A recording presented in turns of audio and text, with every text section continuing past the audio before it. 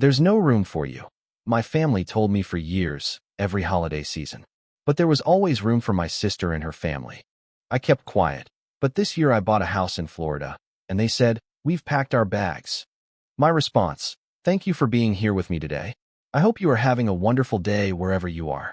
I would love for you to share in the comments what city or country you are watching from and what time it is there now.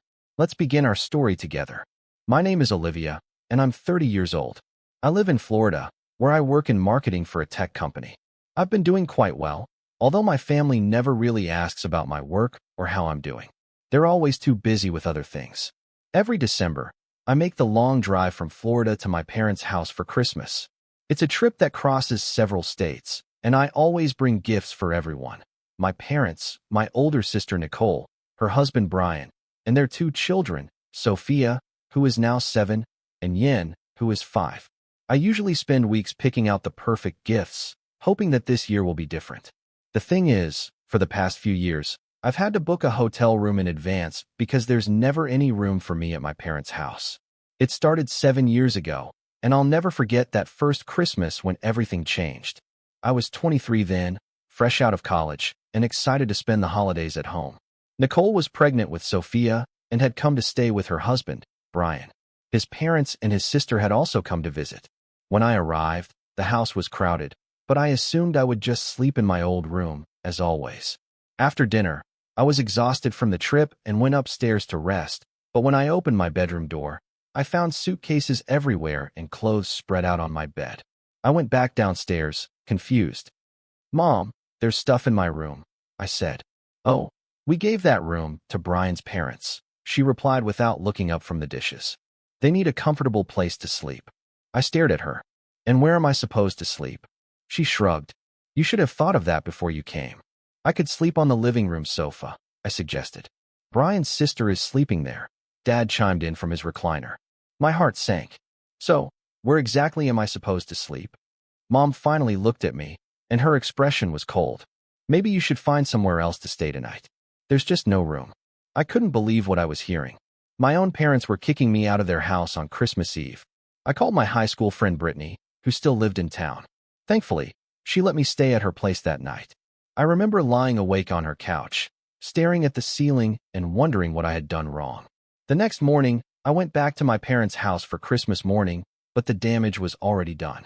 Everyone acted like nothing had happened, but I felt like a stranger in my own family. That's when I started booking hotel rooms in advance. I wasn't going to let them catch me off guard again. So, this year, like the years before, I had a reservation at the local Holiday Inn. I packed my suitcase into my Honda Civic, the drive north with the trunk full of carefully wrapped gifts.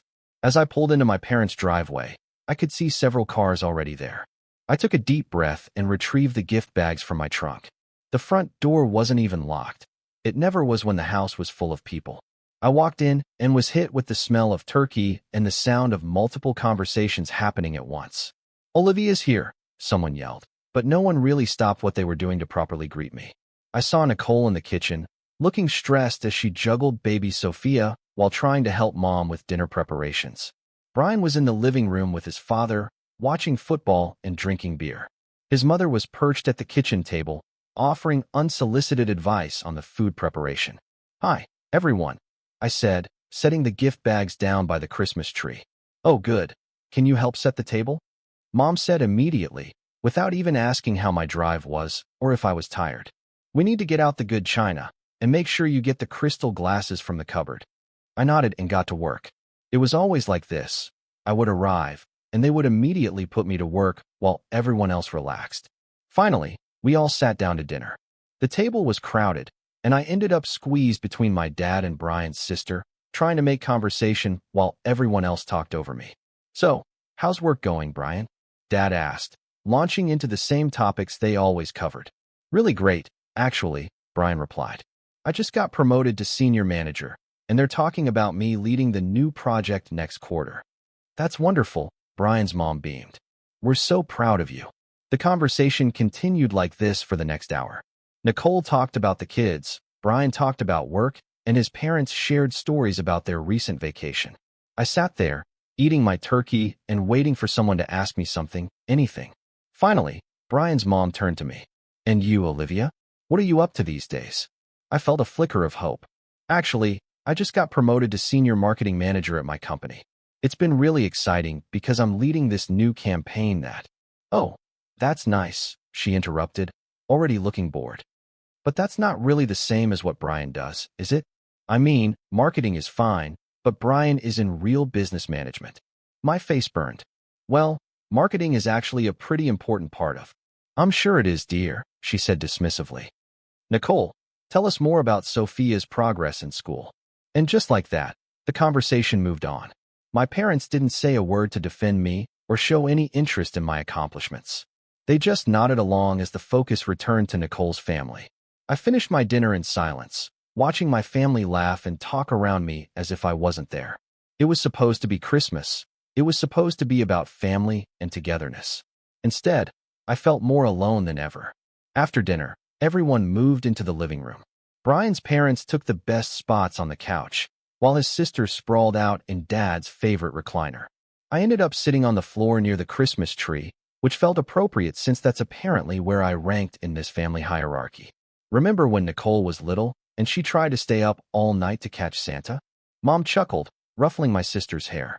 She made it until about 10:30, and then she fell asleep right here on the rug. And when Olivia did the same? I asked, recalling my own childhood attempt. Did she? Mom seemed genuinely confused, like she couldn't recall that moment at all. Yes, when I was 6, I hid behind the couch and fell asleep there.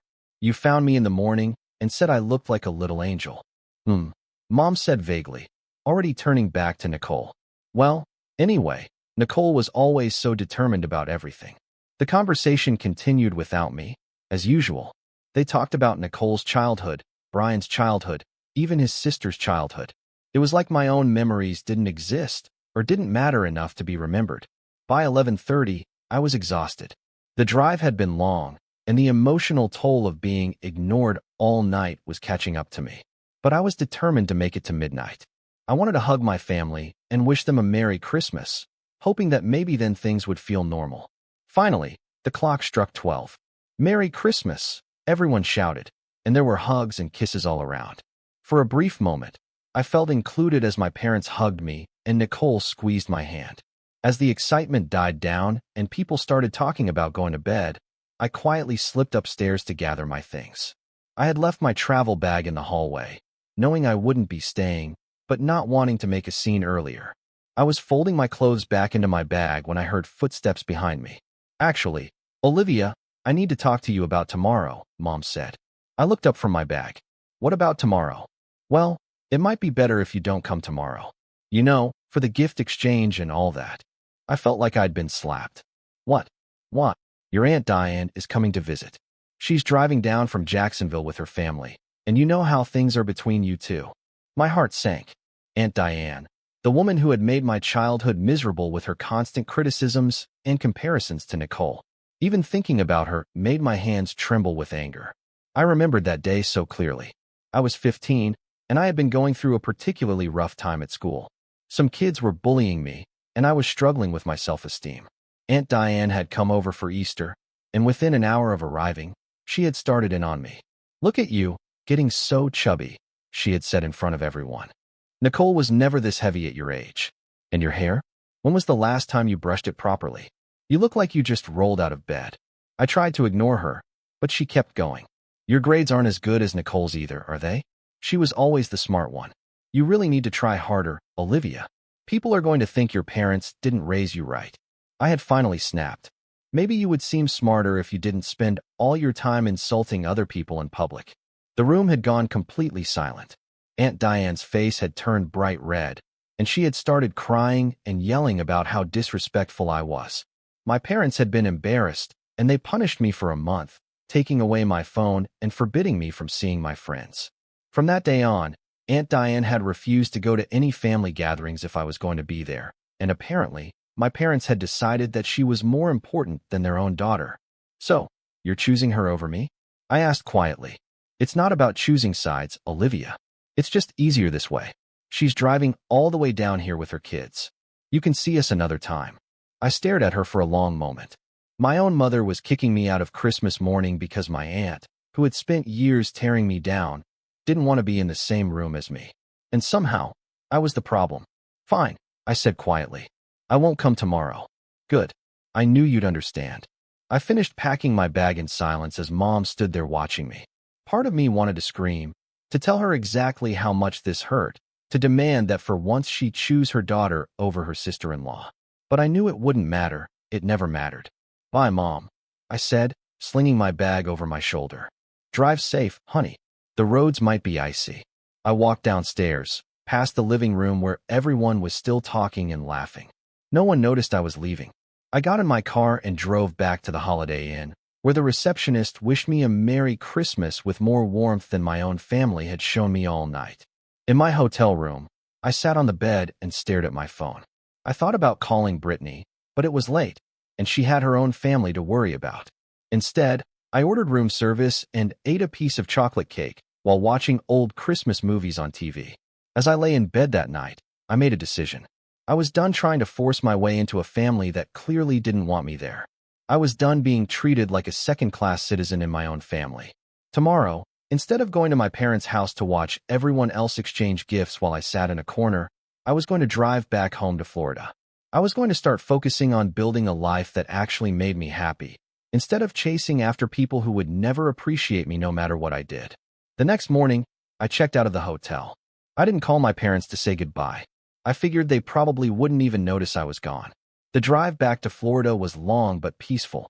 I had time to think about everything that had happened, and by the time I arrived back at my apartment, I felt lighter, somehow. I was finally done pretending that my family cared about me the way I cared about them. I spent the rest of the Christmas holidays relaxing at home. I watched movies, read books, and caught up with friends. Brittany called to check on me. After I told her what happened, she was furious on my behalf. They did what? She said. Olivia, that is completely insane. You're their daughter. I know, but I'm done fighting for scraps of their attention. I'm 30 years old, and I need to focus on my own life. And that's exactly what I did. I threw myself into work with renewed energy. The promotion I had gotten came with more responsibilities and a better salary, which my family would have known if they had bothered to ask. I was making really good money now, much more than they realized. For the past 8 years, I had been saving up to buy a house. I had always dreamed of having my own place, somewhere I could decorate how I wanted and where I would always be welcome. Living in the rental apartment was fine, but I wanted something that was truly mine. Months after that disastrous Christmas, I decided it was time. I called my friend Scott, who is a real estate agent, and told him I was ready to start looking. We spent a month looking at different properties. I wanted something with at least 4 bedrooms, near the ocean if possible, and with a nice yard. Scott showed me probably 20 houses before we found the perfect one. It was a beautiful 2-story house with 4 bedrooms, 3 bathrooms, and a gorgeous kitchen with granite countertops. The backyard had a pool, and you could see the ocean from the master bedroom window. The moment I stepped through the front door, I knew it was mine. The paperwork took a few weeks, but I finally had the keys to my own house. I couldn't believe it. After years of saving and dreaming, I was actually a homeowner. I spent the next few weeks furnishing it exactly how I wanted. I bought comfortable furniture, hung artwork I loved, and set up a home office in one of the spare bedrooms. The other spare bedrooms I turned into a guest room and a hobby room where I could do my crafting. Once everything was ready, I threw a housewarming party. I invited all my close friends, my coworkers, and even some neighbors I had met. We had a blast barbecuing by the pool and showing everyone around the house. People kept telling me how proud they were of me for accomplishing this goal. Notably, I did not invite my family. I didn't even tell them I had bought a house. Why would I?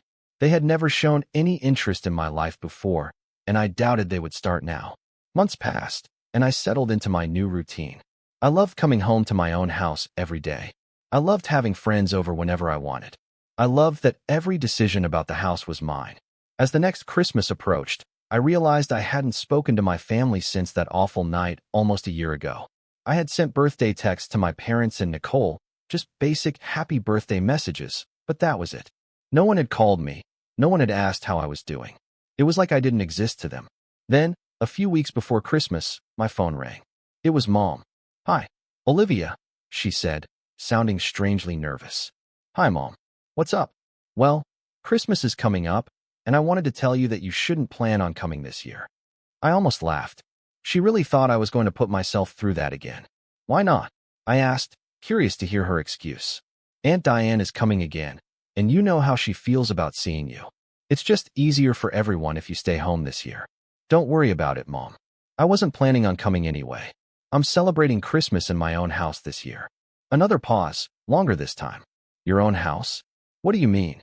I smiled, even though she couldn't see me. I bought a house a few months ago. It has 4 bedrooms, and it's right near the ocean. I'm having friends over for Christmas. The silence stretched so long I thought the call had dropped. You bought a house? Her voice sounded strange. How could you afford a house? I saved up for it. I've been planning this for years. Well, that's wonderful, honey. You should have told us. We would have loved to come to a housewarming party. Now it was my turn to pause. I already had the housewarming party. It was great. Without us. Mom, when have you ever shown any interest in anything I do? You didn't even want to hear about my promotion last Christmas. That's not fair, Olivia. We care about you. Maybe we could come visit sometime. Maybe we could all spend New Year's there. Oh, I have to go, Mom. Like you said, it's better if we don't see each other this Christmas. I hung up before she could respond. My hands were shaking a little, but I felt good. For once, I had something they wanted, instead of the other way around.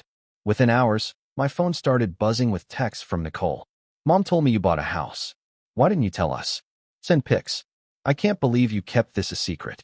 Seriously? You're not going to invite your own family to see your new house. I finally replied. If you had ever bothered to ask about my life, you would have known I was doing well enough to buy a house. I make good money, and I've been saving for years. Nicole didn't respond to that. Then, just a few days later, Mom called again. This was 2 weeks before Christmas. Olivia, I need your address, she said without any preamble. We've all talked it over, and we've decided to spend Christmas at your house this year. Isn't that wonderful? We've already packed our bags, and we're ready to fly down. I was so taken aback I couldn't speak for a moment. We're all coming, she continued excitedly. Me and your dad, Nicole and Brian and the kids, Brian's parents and his sister and Aunt Diane. She's so excited to spend Christmas in Florida, near the beach. I started laughing. I couldn't help it. Are you serious? You chose everyone else over me, and now you think you can just show up at my house because it's convenient for you. We're family, Olivia. Of course we can stay with you. I'm sorry, but I don't have any rooms available for you. The line went silent. I had used her exact words, the same ones they had used on me for all those years. Olivia, that's not funny. I'm not trying to be funny. I'm serious. I don't have room for you, and I don't want you here. But we've already packed. We bought plane tickets. Then you should have asked me first, instead of just assuming. I hung up the phone, and this time, I was smiling. After I hung up on Mom, my phone immediately started ringing again. I could see it was Nicole calling, but I didn't answer. Then it rang again and again. They called me probably 15 times that night, but I ignored every single call. Finally, Nicole gave up and started texting. Olivia, what the hell is wrong with you? Mom told me what you said. You're being ridiculous. We're your family. You can't just shut us out like this. It's Christmas. Why are you being so selfish? We just want to spend the holidays together. I finally replied. You mean you want to spend the holidays at my house, using my space, after you kicked me out of yours for years? That's not the same thing. After that, Nicole stopped texting, but my parents continued calling every few hours, one or the other of them trying to get through to me. I stopped answering my phone altogether unless I recognized the number as a friend or coworker. The 2 weeks leading up to Christmas were actually peaceful. Once I put my phone on silent, I decorated my house exactly how I wanted. I bought ingredients for a feast with my friends and made plans for our own stress-free celebration. No family drama, no walking on eggshells, no being ignored or belittled. Christmas Day was absolutely perfect. My friends arrived around noon, and we spent the whole day cooking together, playing games by the pool, and just enjoying each other's company. Everyone told me how beautiful my house was and how proud they were of what I had accomplished. The day after Christmas, I was curious enough to check social media. I scrolled through Facebook and found a post from Nicole. It was a picture of the whole family gathered around my parents' Christmas tree, but something was off. Everyone looked miserable. Dad was slumped in his chair, looking exhausted. Mom had a forced smile that didn't reach her eyes. Brian's parents looked uncomfortable, and even the kids seemed subdued. Nicole herself looked angry in the picture, like someone had forced her to pose. The caption made me laugh out loud. Christmas 2024 with the fam. We were hoping to celebrate somewhere warmer this year, but some people's selfishness ruined our plans. Sometimes family disappoints. Within an hour, there were comments from various relatives asking what had happened. What do you mean? Who disappointed you? Is everything okay? What plans got ruined? But Nicole didn't respond to any of them. She just left that passive-aggressive post there for everyone to see. A few days later, I got a call from a number I didn't recognize. Normally, I wouldn't answer, but something made me pick up. Olivia, it's your Aunt Diane. My blood immediately started to boil. How did you get my number? Your mother gave it to me. I think we need to talk. No, we really don't. Listen to me, young lady. I don't know what's gotten into you, but the way you treated your family at Christmas was absolutely shameful. I felt that familiar anger rising, but this time I wasn't 15 and afraid to speak up. The way I treated them. Are you serious right now? Your poor parents saved up money for plane tickets to come visit you, and you slammed the door in their faces. Do you have any idea how selfish that was? Let me stop you right there, I said, my voice getting stronger. First of all, they didn't ask if they could visit. They demanded my address and told me they were coming whether I liked it or not. Well, of course they did. Your family. Really? Because for the past 7 years they've made it abundantly clear that I'm not welcome in their house for the holidays.